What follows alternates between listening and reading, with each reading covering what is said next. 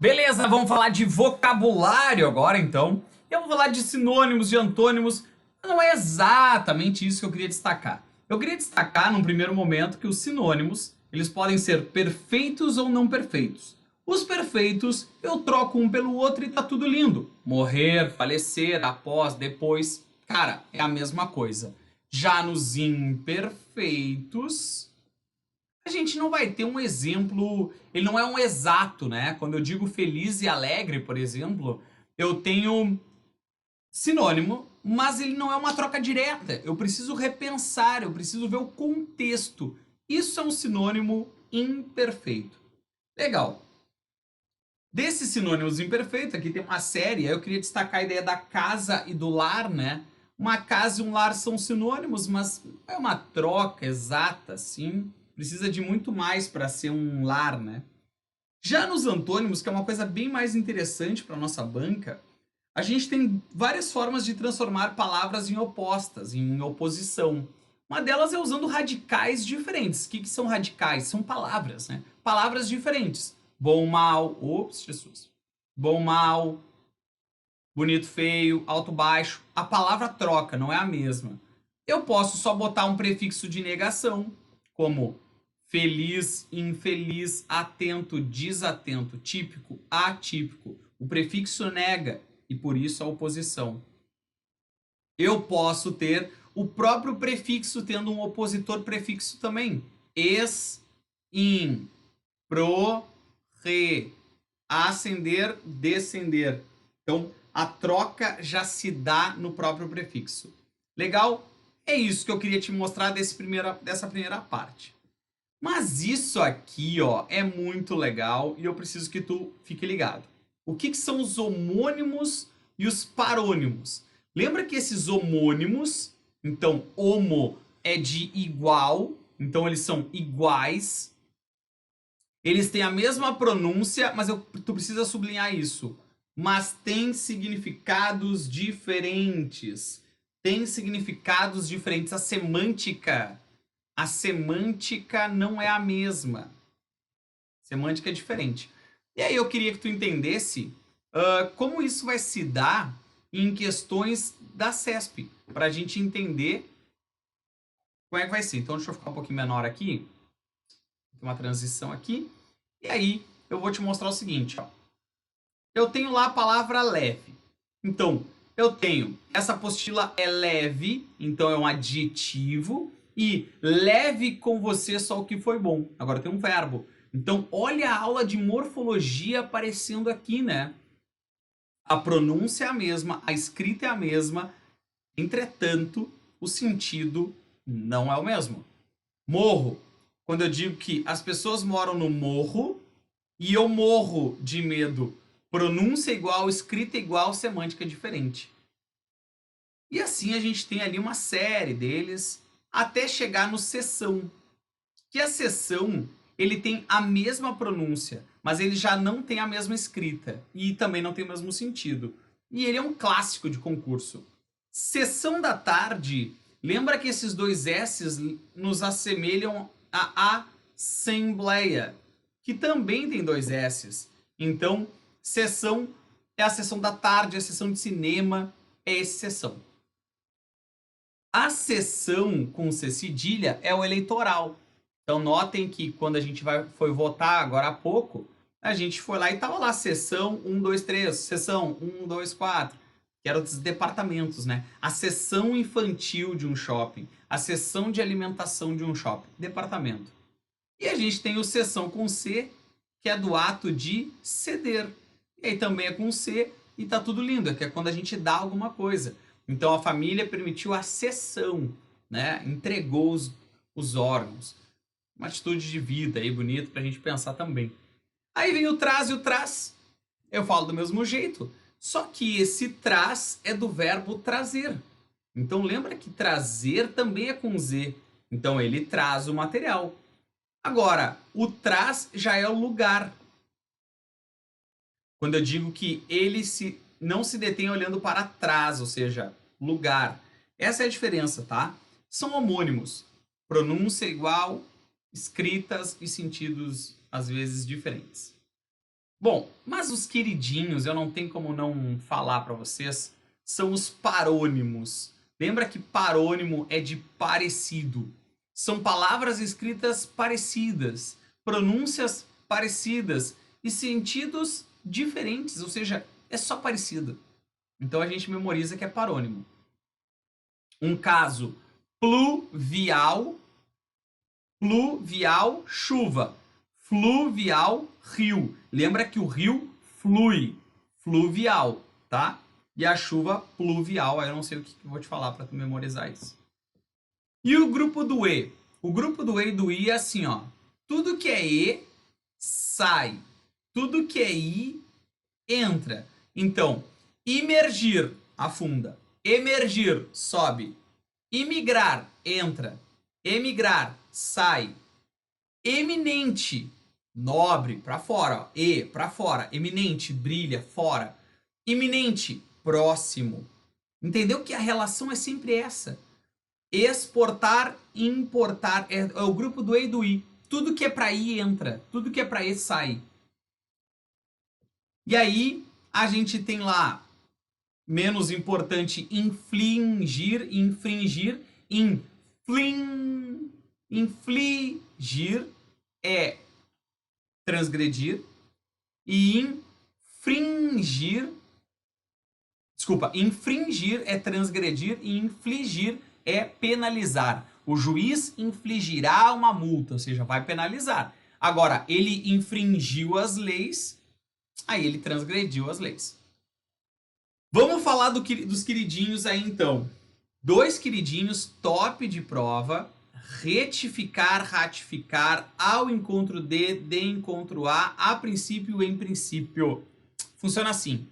Lembra que retificar é E de erro. É corrigir o erro. Ratificar é confirmar. Então, é preciso retificar o gabarito. Borracha. Ratificar o gabarito. Dizer que está certo. Então, com E eu corrijo. Com A eu confirmo. Então eu quero retificar com vocês a data. Opa, vou corrigir essa data. Não, eu quero ratificar a data. Confirmar a data. E ao encontro de encontro A, uma tragédia da humanidade, lembra assim, ó. A de amigo. Então, quando as minhas ideias vão ao encontro das tuas, é porque a gente é amigo, a gente concorda. Agora, as minhas ideias vão de encontro, aí é oposição. E é bem comum agora que a gente teve a eleição, a gente ouviu os políticos dizendo, né?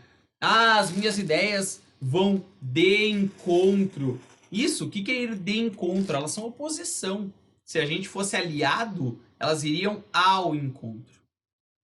Legal? Legal.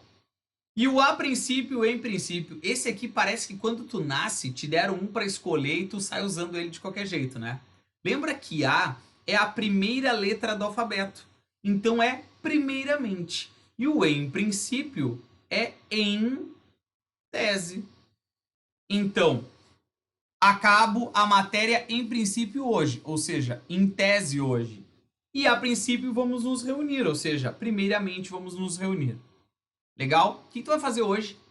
Olha, a princípio eu vou separar o material para estudar. E tu vai conseguir separar tudo? Em princípio, vou. Entendeu a diferença? É isso aí. Muito linda essa matéria. Aí vem uma outra tão querida quanto, que é a relação de denotação e conotação. Denotação é aquela que a gente decorou que era do dicionário, lembra? Agora, a conotação é o sentido figurado, subjetivo, poético, é diferente. Então, denotação é o sentido do dicionário, é o sentido real, sem poesia da palavra. Conotação é a poesia. Então vamos entender isso. Funciona assim, ó. Por exemplo, nessa charge. Meu pai tem 800 cabeças de gado, e o seu? O meu pai só tem um boi, mas ele tá inteirinho. Tu te dá conta que a charge se faz no humor a partir da troca do discurso conotativo para o sentido denotativo o Chico Bento interpreta como um sentido literal, como um sentido denotativo. É isso. Vamos entender outra. Oi, psh, fala baixo. Tem um doente. É seu pai? Não. Sua mãe? Não. O mundo. Ele sai agora do denotativo, sentido real de ter um doente, e chega no conotativo, que ficou atrás da minha cabeça, conotativo, que é no sentido figurado, no sentido poético, no sentido metafórico. Muito legal, hein? Aí, meus amigos, vem a coisa mais linda do português, chamado inferência. O que é uma inferência? Uma inferência é quando a gente consegue deduzir da leitura de um texto alguma coisa a mais. É quando eu leio as entrelinhas. E saber ler um texto não é só ler o texto. Ele passa pela minha consciência, pela minha subjetividade. Então acompanha comigo a leitura, quando ele diz assim, ó. Na leitura de um texto, o resultado da compreensão depende da qualidade das inferências geradas. Os textos possuem informações explícitas e implícitas, ou seja, o que eu consigo ler e o que eu tenho que deduzir. Existem sempre lacunas a serem preenchidas. O leitor infere ao associar informações explícitas aos seus conhecimentos prévios. E, a partir daí, gera sentido para o que se lê. Já ouviu uma frase que é assim, ó: eu sei o que eu disse, mas eu nunca saberei o que o outro ouviu. É exatamente isso. As inferências que passam na vida dele. As inferências que garantem ele. Então ele diz assim: portanto, ao contrário do que muitos acreditam, a inferência não está no texto, está na leitura. E vai sendo construída à medida que os leitores vão interagindo com a escrita. Cada um lê do seu jeito. Vou te mostrar um primeiro exemplo. O primeiro exemplo que eu quero te mostrar é esse aqui, ó. O gurizinho chega na professora e diz assim: e aí, professora, tu me deu 0?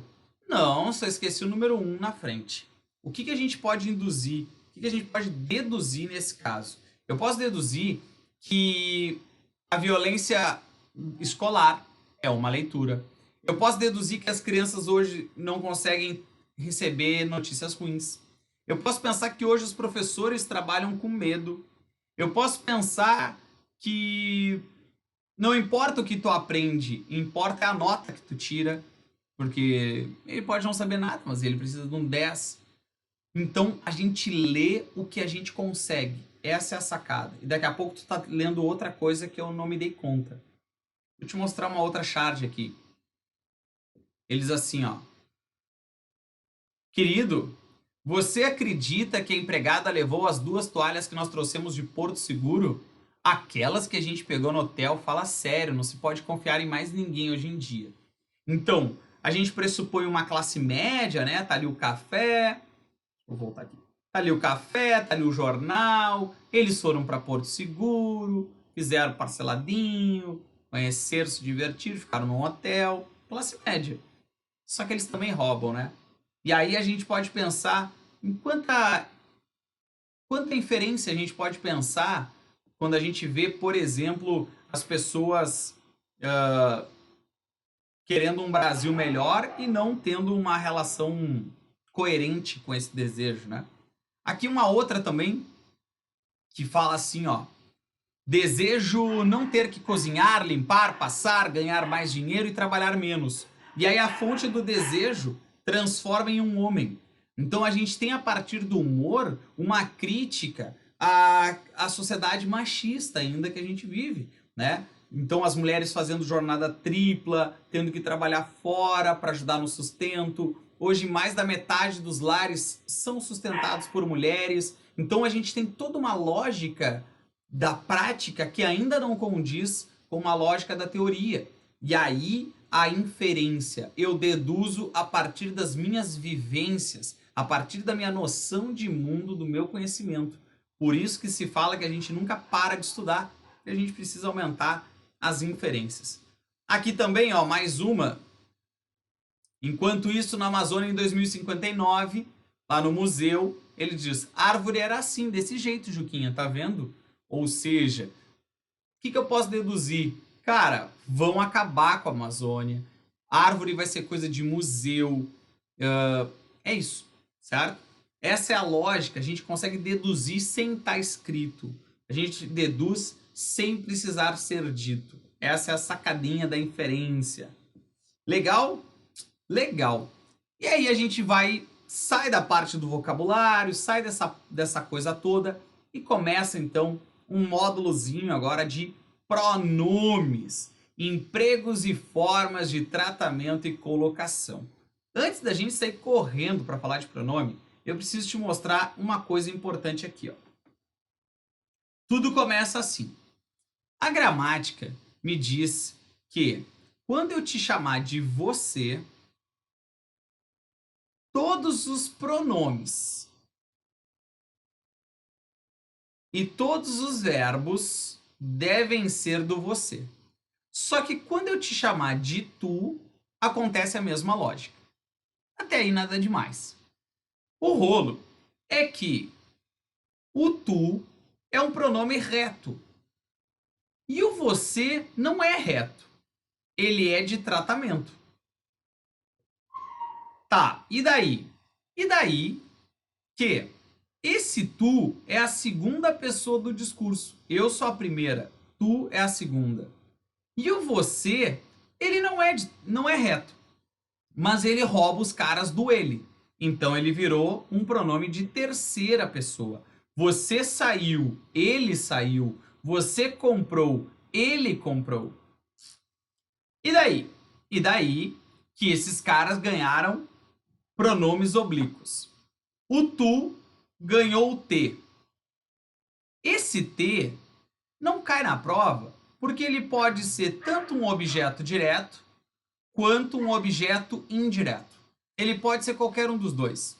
O cara que cai na prova é o você. O você é o cara que cai na prova.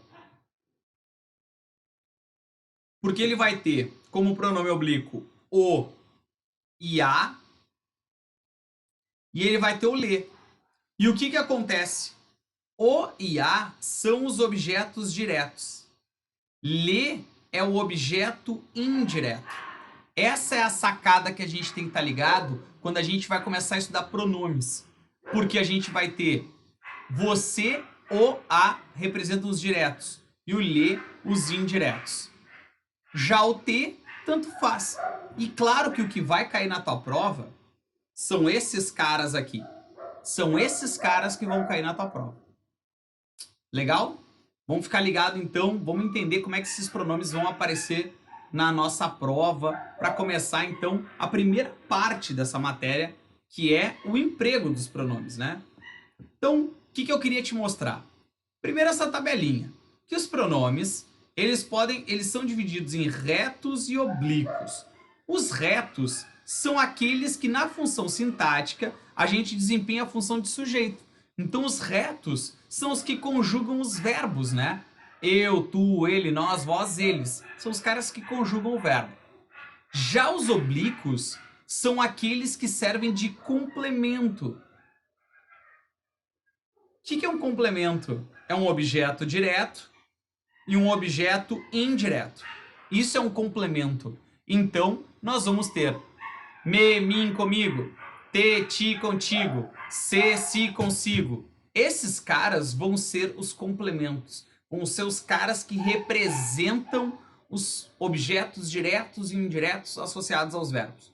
Legal? Estranho, né? Mas vai dar certo. Vamos entender isso na sequência. Olha só.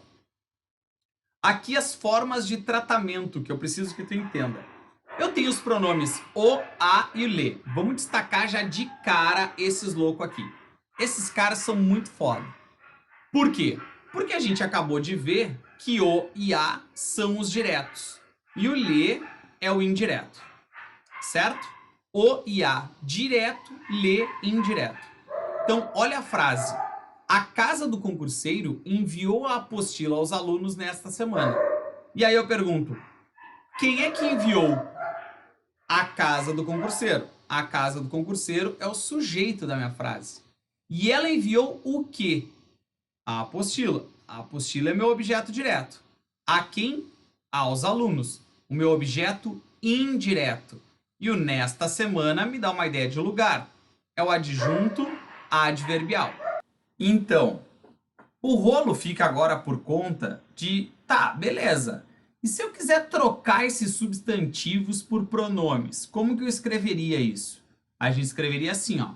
Sendo um objeto direto, e aí sendo a apostila, eu ia dizer que a casa do concurseiro, a casa do concurseiro enviou a aos alunos. Por que enviou a? Porque esse a representa o nosso objeto direto. E aí o objeto direto é a. Não, Zambelli, eu quero trocar os alunos. Então eu vou dizer que enviou lhes a apostila. Porque o que acontece aqui? Lhes representa o meu objeto indireto. E a apostila representa o meu objeto direto. Entendeu quando é que eu troco um pelo outro? Tem uma pergunta da CESP que às vezes me dá vontade até de chorar quando a CESP pergunta isso. Eles perguntam assim, ó, dá pra trocar lhes por as ou por os? Claro que não, né, velho? Dá pra trocar um indireto por um direto sem prejuízo para o sentido e para a correção? Não, CESP, não viaja.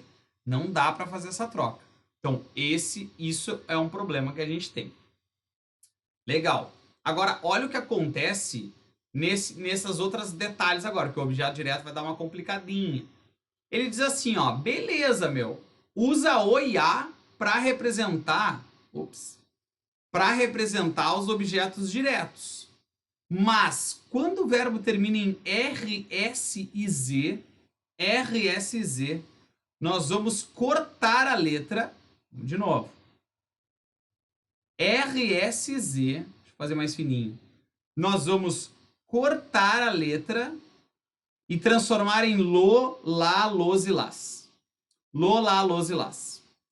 Ah, meu Deus. O que eu vou fazer? Quando eu digo assim, ó. Queria vender a, sei lá, mala para o Pedro Kuhn. Então, sujeito sou eu queria vender o quê? A mala. A mala é o meu objeto direto.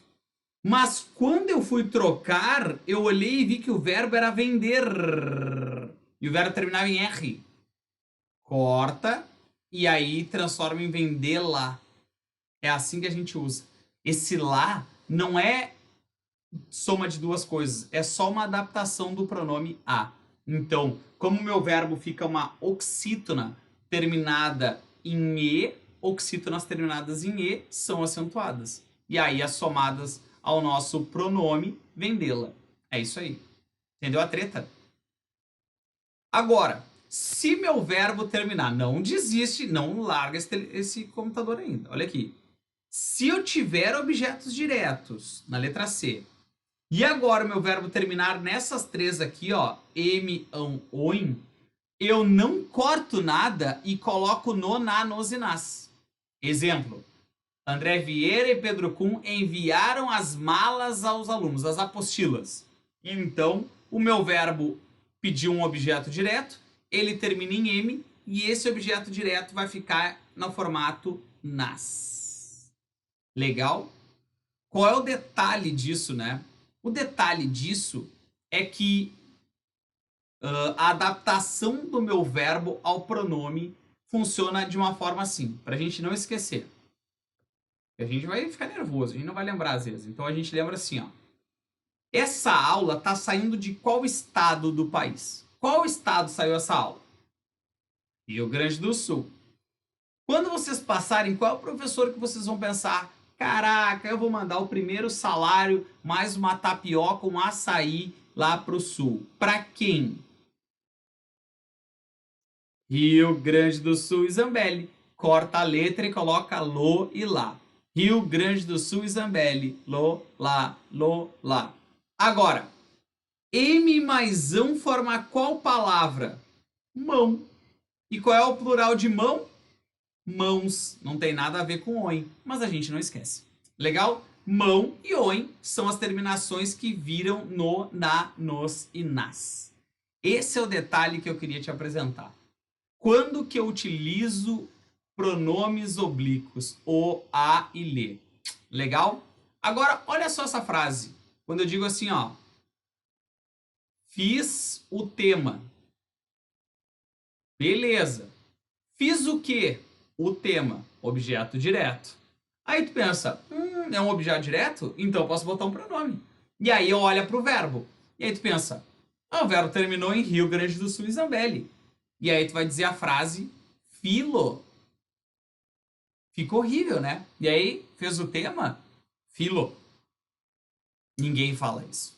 E aí a gente começa agora uma nova etapa, que é quando colocar o pronome para antes ou para depois do verbo. Para isso, eu vou te explicar no próximo bloco. Não desiste ainda, hein? Tá na finaleira, tá cansativo, mas só os fortes sobrevivem. Conta comigo que vai dar certo.